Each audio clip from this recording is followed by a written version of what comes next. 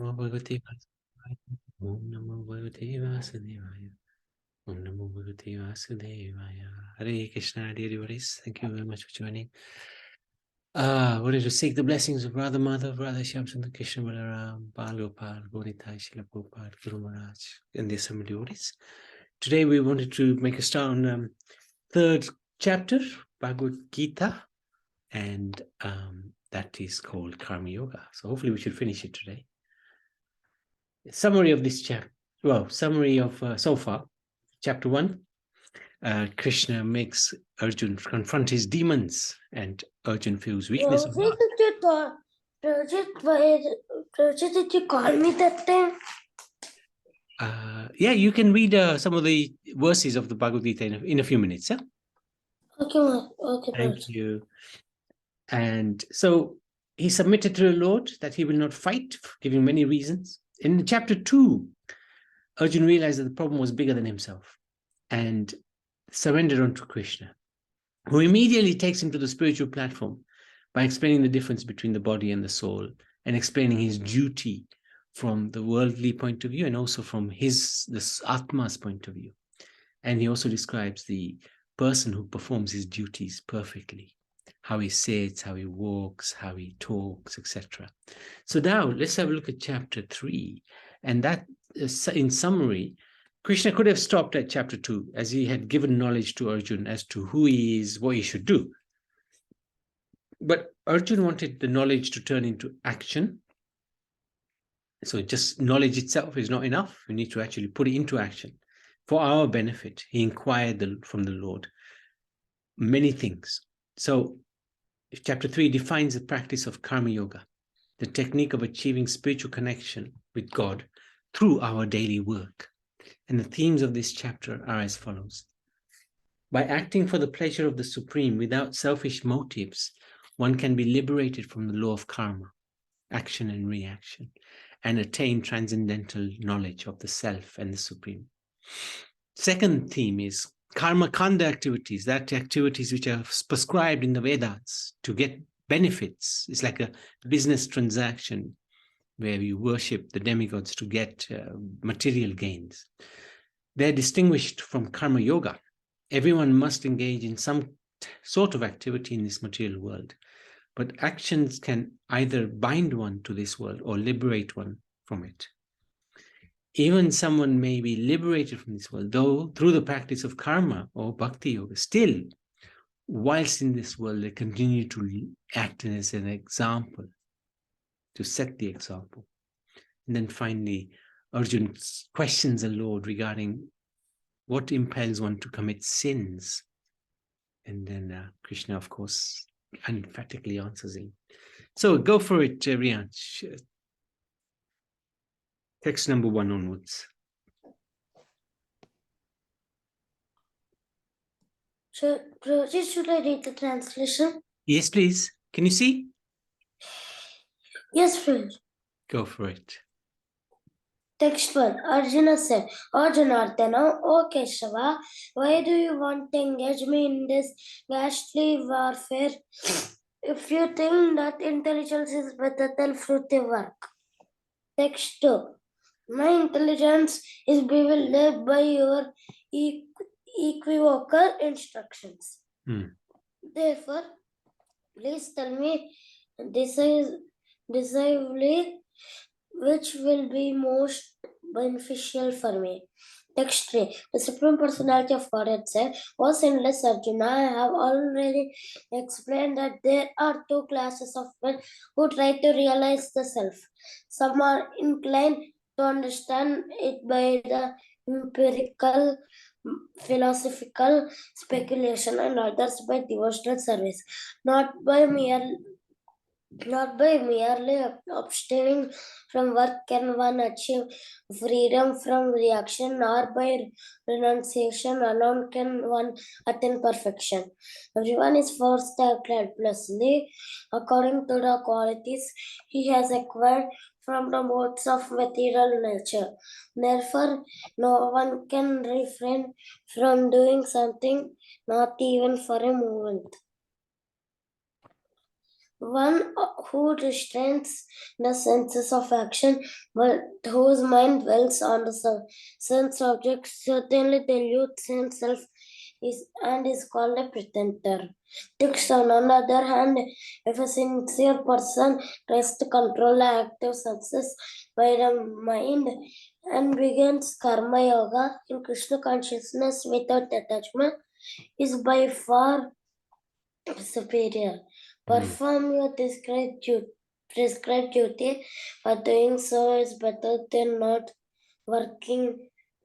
One cannot even maintain one's physical body without work. Text 9. Work done as a sacrifice or Vishnu has to be performed. Otherwise, work causes bondage in this material world.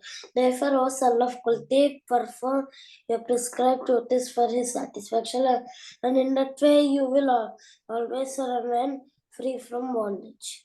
Very good. Thank you. And this 3.9 is particularly important verse. Yajnatat karmano niyatra. This is where Krishna is explaining about how if we work for Vishnu, that will not cause bondage in this world. And this point about duties, do them for his satisfaction. So that's very, very important. Otherwise, we struggle. We struggle. If we do it for ourselves, we struggle. So do it for his pleasure, his satisfaction. Then we will not be bound to this world. So summary, this Arjun displays a typical confusion of an immature spiritualist. He thinks spirituality means retirement from active life and adoption of sannyas in strict seclusion. Often the easiest response in times of difficulty is one of escapism. So sometimes people who take sannyas because they want to avoid their duties in this world. It's too difficult. Let me just take sannyas. That's not the right reason to take sannyas. Worldly life entails awkward dealings with money, possessions, people, and career, to name but a few. How can such a lifestyle be compatible with spiritual goals? So Krishna explains that the true renunciation does not entail abandonment of worldly duties, because we will act anyway. But instead, cultivate the mentality one should act for the Lord's satisfaction. So do our duty for the satisfaction of the Lord. Very simple. So, lesson number 11, offering the results of one's daily work, money, knowledge, etc. to the Lord, knowing him to be the ultimate enjoyer and controller, may be a state of renunciation beyond us at this moment in time. However, we can begin by offering our gratitude to the Lord and request him to engage us in his care. This is a good lesson. Be thankful to the Lord for everything he's given us, including the troubles. And ask him, please, let me do some seva for you. This is a very, very simple lesson. So we might not be able to give 100% of everything to him, but let's start somewhere with gratitude and requesting his help to serve. Okay, so let's, who would like to read? Naniben, would you like to read? Yes, Prabhuji. Thank you. Hare Krishna. Text 10. In the beginning of creation, the Lord of all creatures sent forth generations of men and demigods, along with the sacrifices for Vishnu, and blessed them by saying, be thou happy by this yagna, sacrifice, because its performance will bestow upon you everything desirable for living happily and achieving liberation. Text 11. The demigods, being pleased by sacrifices, will also please you, and thus, by cooperation between men and demigods, prosperity will reign for all. Text 12. In charge of the various necessities of life, the demigods, being satisfied by the performance of yagna, sacrifice, will supply all necessities to you. But he who enjoys such gifts without offering them to the demigods in return is certainly a thief. Text 13.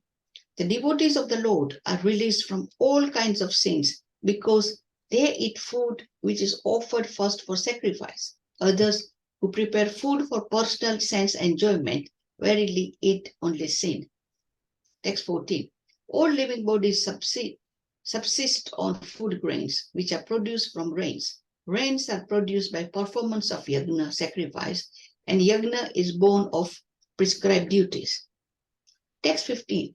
Regulated activities are prescribed in the Vedas, and the Vedas are directly manifested from the Supreme Personality of Godhead.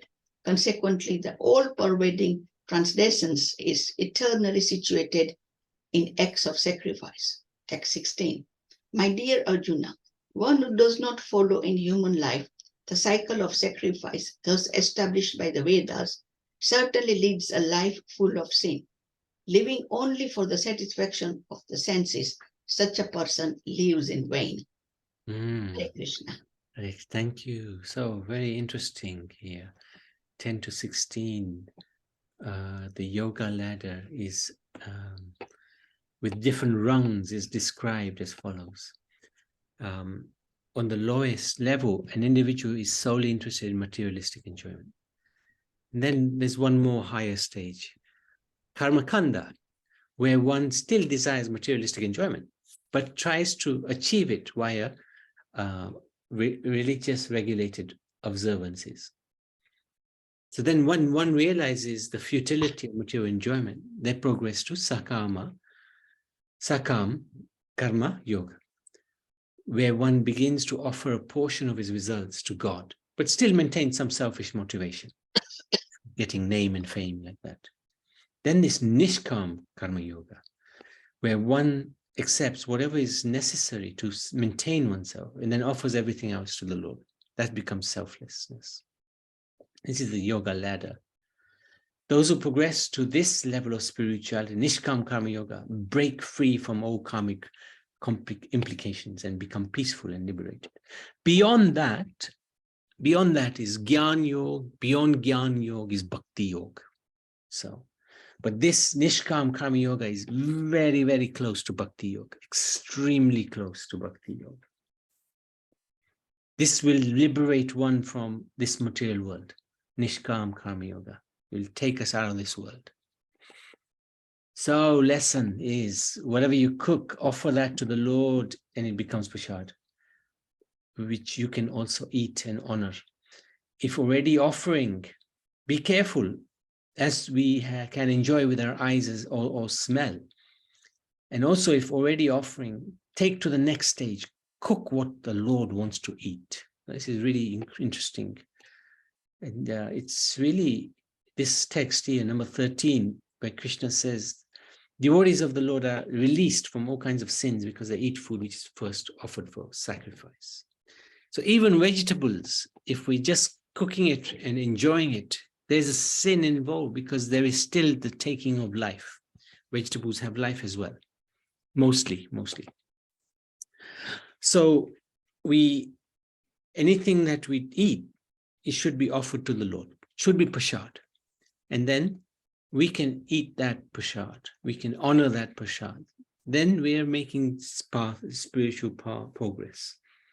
And if we're already offering to the Lord, let's try to ask the Lord, what do you want to eat? What do you like? What would you like to eat? Let me cook what you want to eat.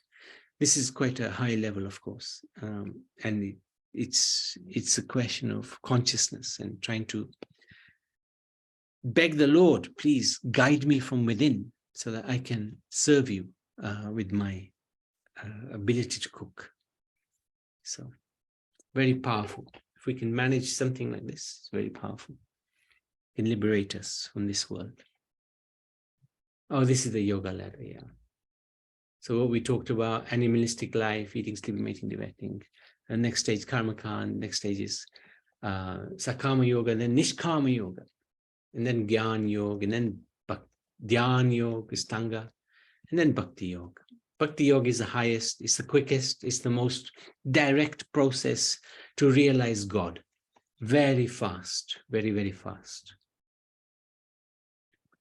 And we aim for that. We aim for Bhakti Yoga because Bhakti Yoga, it involves all of the senses, the mind intelligence in serving the Supreme Lord. So nothing is sort of left behind. Everything is coordinated to serve Krishna. All right. Let's take the next lot. Shyamalini, would you like to read? Yes, Prabhu. Okay. Hare Krishna. Hare But for one who takes pleasure in the self, whose human life is one of self-realization, and who is satisfied in the self only, fully satiated, for him there is no duty. Text 18, a self-realized man has no purpose to fulfill in the discharge of his prescribed duties, nor has he any reason not to perform such work, nor has he any need to depend on any other living being. Text 19, therefore, without being attached to the fruits of activities, one should act as a matter of duty, for by working without attachment, one attains the supreme. Text 20.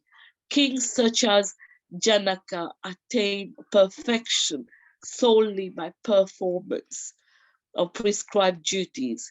Therefore, just for the sake of educating the people in general, you should perform your work. Whatever action, text 21, whatever action a great man performs, common men follow.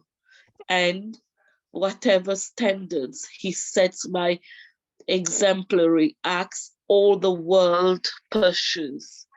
Brilliant. And you can carry on. There's quite a few verses actually in this one. Yeah. Text 22, O son of Partha, there is no work prescribed for within all the three planetary systems, nor am I in want of anything, nor have I a need to obtain anything, and yet I am engaged in prescribed duties.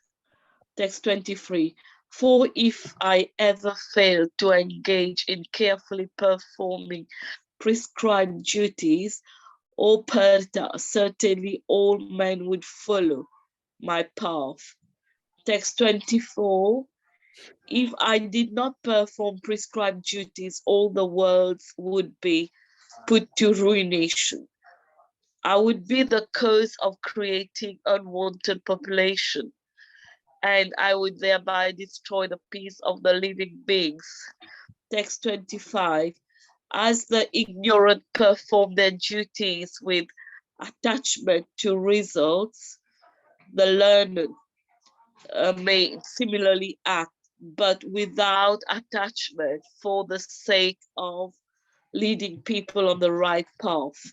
Text 26, so as not to disrupt the minds of ignorant men attached to the fruitive results of prescribed duties, a learned person should not induce them to stop work. Rather, by working in the spirit of devotion, he should engage them in all sorts of activities, in bracket, for the gradual development of Krishna consciousness. Keep going. Yeah. Text 27, the spirit soul bewildered by the influence of false ego thinks himself the doer of activities that are in actually carried out by the three mode of material nature. Text 28, one who is in knowledge of the absolute truth, almighty armed, does not engage himself in the senses and sense gratification, knowing well the difference between work in devotion and work for fruitive results. Text 29, bewildered by the modes of material nature, the ignorant fully engage themselves in material activities and become attached, but the wise should not unsettle them, although these duties are inferior due to the performer's lack of knowledge. Text 30. Therefore, O Arjuna, surrendering all your works unto me with full knowledge of me, without desires for profit, with no claims to proprietorship, and free from lethargy, fight. Those persons who execute their duties according to my injunctions and who follow this teaching faithfully without envy become free from the bondage of fruitive actions. Okay, this is the last bit, I think. Yes. Yeah. Text 32, but those who out of envy disregard the teachings and do not follow them regularly are to be considered bereft of all knowledge, befooled and ruined in their endeavors for perfection.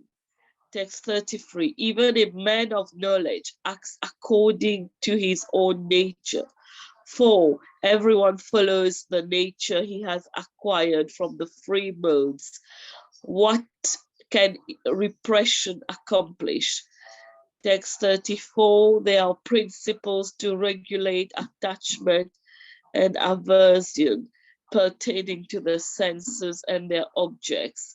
One should not come under the control of such attachment and aversion because they are stumbling blocks on the path of self-realization. Text 35, it is far better to discharge one's prescribed duties, even though faultily, than another duties perfectly. Destruction in the course of performing one's own duty is better than engaging in another's duties, for to follow another's path is dangerous. Brilliant, thank you. There's a lot of verses, a lot of instructions given to Arjun, and just a few quick verses to mention. This one is really interesting. Text number 21, where he says, whatever action great man performs, common man follow. Whatever standards he sets by exemplary acts, all the world pursues. And how he performs duties, even though he doesn't have to. And we shouldn't disturb the minds of the ignorant people. Rather, engage them in all kind of devotional service. And this one is a critical one here, 327. The soul thinks himself the doer, which are actually done by the three modes of material nature. This one comes up again and again. So we'll come across that a few times. So anyway, let's have a look at the summary. Karma Yoga is outlined as the practical process by which one overcomes his material attachments through working as a matter of duty in this world. So it's very practical because we do our material duties, but we connect them to God. So what about one who has achieved perfection through Karma Yoga? Do they continue working? Can they retire, simply meditate on God now that they are free from all selfish motivations? Krishna explains how perfected spiritualists continue working, like Janak Raj. He explains, he specifically mentions Janak Raj. They continue working for the sole purpose of setting the proper example for others to follow and be inspired by. So lesson is living the philosophy. Practicing Bhakti Yoga will free us from the entanglements of this world and set an example for all, especially important for those who preach. In practical terms, this means chant Hare Krishna on beads and read the scriptures such as the Bhagavad Gita and Srimad Bhagavad Puran. So these two things are very important. We should chanting and reading, very important for us to maintain that. Otherwise, if we're not living the philosophy, then we are actually just fooling ourselves and fooling others. Okay, final part. Sitaram, yes, Sitaram Prabhu. Would you like to read?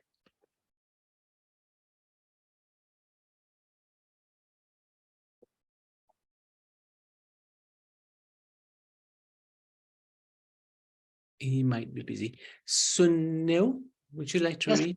I'm Oh, okay. Sitaram, okay. Arjuna said, O descendant of Vishnu, by what is one impelled to sinful acts, even unwillingly, as if engaged by force?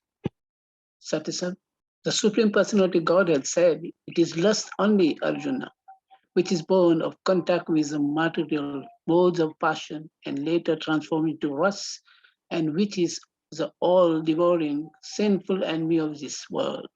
38. As fire is covered by smoke, as a mirror is covered by dust, or as an embryo is covered by the womb, the living entity is similarly covered by the different degrees of dust. 39. Thus, the wise living entity, pure consciousness, becomes covered by his eternal enemy in the form of lust, which is never satisfied, with which burns like fire. Text 40. The senses, the mind, and the intelligence are the sitting places of this lust. Through them, lust covers a real knowledge of the living entity and bewilders him. Hare Krishna, Prabhu. Oh, there's 3 more, huh? 3 more, yes. Text 41. Therefore, O Arjuna, best of the Bharatas, is the very beginning curb, the great symbol of sin, that is lust, by regulating the senses and slays this destroyer of knowledge and self-realization. 42. The working senses are superior to dull matter. Mind is higher than the senses. Intelligence is still higher than the mind. And he, the soul, is ever higher than the intelligence. Number 43. Thus, knowing oneself to be transcendental to the material senses, mind and intelligence, Almighty Arjuna, one should still the mind by deliberate spiritual intelligence, that is Krishna consciousness, and thus by spiritual strength conquers this insatiable enemy known as lust. Haribol Prabhu. Hare Krishna. So, very important question asked by Arjun. And it's something that impacts us all. You know, it's like we sometimes commit sinful activities, and it's as if done by force. And Arjun is asking on our behalf, why is this the case? What is it that makes us do it? And Krishna is very emphatic in his answer. He says, it's lust only, because we are in contact with this material mode of passion, which turns into wrath, and then it becomes the sinful enemy of this world. So let's have a look at the instructions. Arjuna asks, in life, even though I know the best course of action, what is it that impels me time and time again, to act improperly? Krishna then explains the root cause of this phenomena is internal enemy of the aspiring spiritualist, lust. Krishna explains the sitting places of this lust, right? In the mind, in the heart. He also states that lust must be nipped in the bud by regulating the senses. The mind is higher than the senses, and intelligence is higher than the mind, but higher than intelligence is Atma, the soul. That's where we are. So the senses are controlled by the mind. The mind is controlled by the intelligence, and the intelligence should be controlled by the soul. To regulate, so the lesson is to regulate the senses, destroy this lust at its source. First thing to do, follow the 4 regulatory principles. No meat eating, no illicit sex, no gambling, no intoxications. Secondly, chant and hear, right? That sharpens intelligence. And the second part is to strengthen the mind to logic, to follow the rules and regulations. So doing this, actually, Prabhupada said, we'll go back to Godhead. Just doing this. 4 regulatory principles and chant and hear.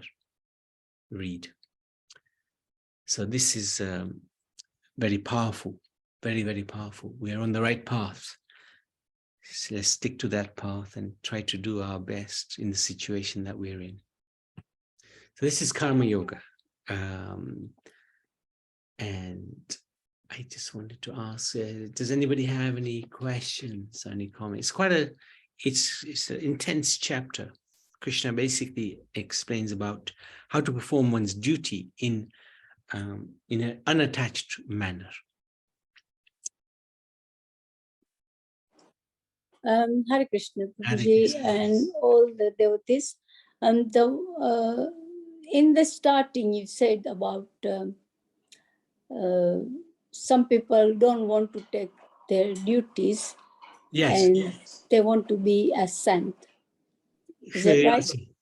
Sannyasi, yeah. Sannyasi. That's and right. is it that they don't want to they Yeah. don't want to get married and they don't want to get responsibility with the Yeah, family, or Yeah. and then they go away from the house? Yeah. And then later on in their life, they realize, oh, I should have got married, and they get married. Nothing wrong then they in get they get married. Then they get married. Yeah. In essence, nothing wrong with joining, becoming spiritual from a very young age. Right? Nothing wrong with that. It's when But- we try to escape from our duties. We want to do it, but we do it to escape our duties. That's where the difficulty arises. That's where the difficulty arises. Do you see what I'm saying? Yeah, I can say that because I've got this, not like experience, I've heard in my community, one of my, like I'm talking about back home in India, but they were living in Africa, in Mombasa. And then later when I grew up, my mom said that one of the relation, he left the house in the age of 15, and then he never come back. And this is like 70, 80 years ago I'm talking. Wow. But his brother and his wife and mother, father, they were all alive, and they knew it. He just left the house. He just said, I don't want to get married, and I don't want to get anything involved with the family, anything. And he just left the house. And in the end, somebody said they found out that he was in north of where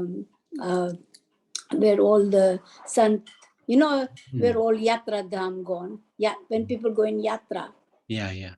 they realized that they said that they saw this man, and when he was talking about himself, that who it was, they found out that he was alive, and he's there still doing his spiritual. I don't know about now. See, that's good. Where one does give up family life and sticks to spirituality, that's good. If one's nature is like that. But Arjun's nature was, he's a Kshatriya, he was a fighter, he was a warrior. Oh, yeah. So he couldn't do that. He couldn't retire from his duties because he still had the nature of a Kshatriya. If he had a nature of a sannyasi, then Krishna would have said, yeah, you go to the forest and we'll sort it out here. But his nature was that of a warrior, a fighter. Fighter, yeah.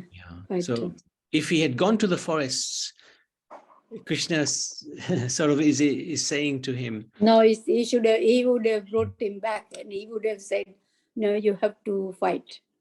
Or what would have happened, he's sort of saying to him, between the lines, he's saying, somebody comes to you and you ask them for something to eat and they say no, you will just pick up your gandiva and shoot them. You'll be laughing.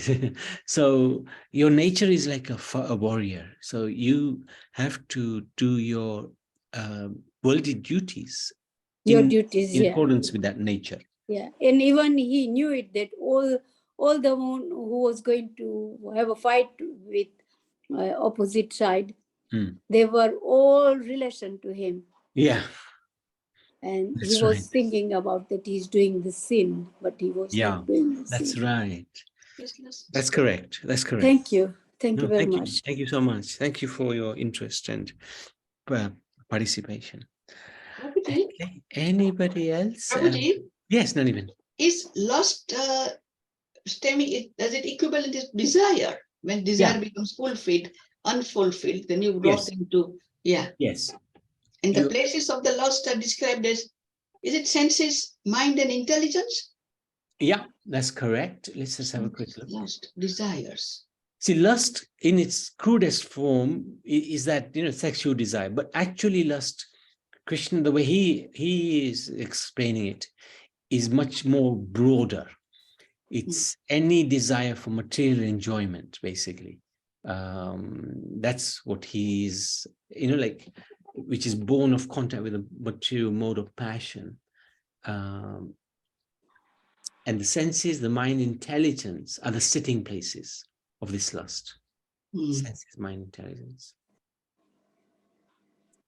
And it's any desire to enjoy separately from him.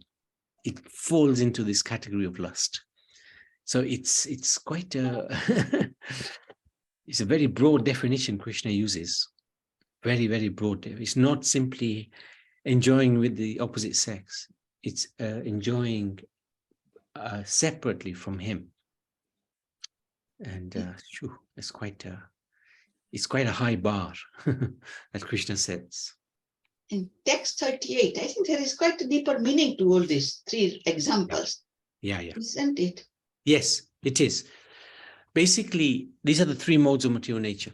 So if one is in ignorance, an analogy is that it's like the embryo covered by the womb. If you're in ignorance, it's just impossible to uncover you, just like the womb is covering the embryo. No chance. If one is in the mode of passion, then it's a little bit like a mirror that's covered with dust. You just have to make a little bit of effort to take off the dust, and you will be able to see yourself. But if you're in the mode of goodness, then it's simply a bit of smoke covering the fire. And all you do is blow, and you will see the fire. So if one is in mode of goodness, the covering is very small, very light covering. So it's very easy to come to the stage of pure goodness when one is in the mode of goodness, because the covering is not so thick, it's not so heavy, the degree is much less. So that's, for one in the mode of goodness, this degree of lust is very minimal, very small. Easy. Krishna, Prabhu. Yes. Just that Prabhupada said in some of the verses that you should become transcendental. You are not of this world. You belong to the spiritual world. There is no question of lust, anger, greed, envy, and so on. That is, you are just attached to chanting. That is, love of God is available to you.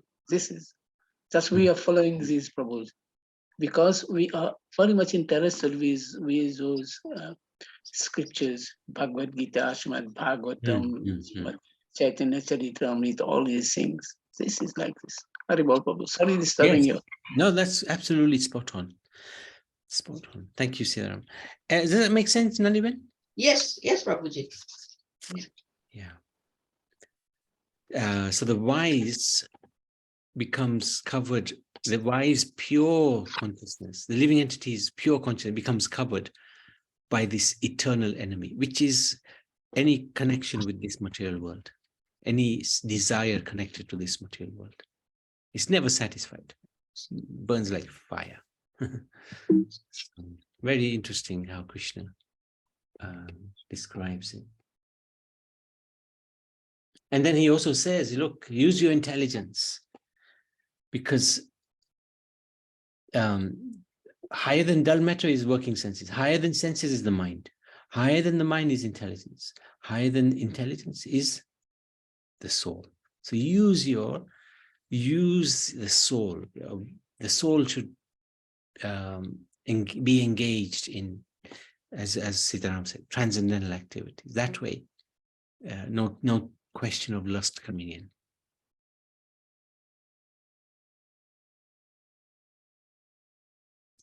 Very good. Thank you, everybody. Bhagavad Gita ki jai. Shri Krishna Chandra Bhagwan ki jai.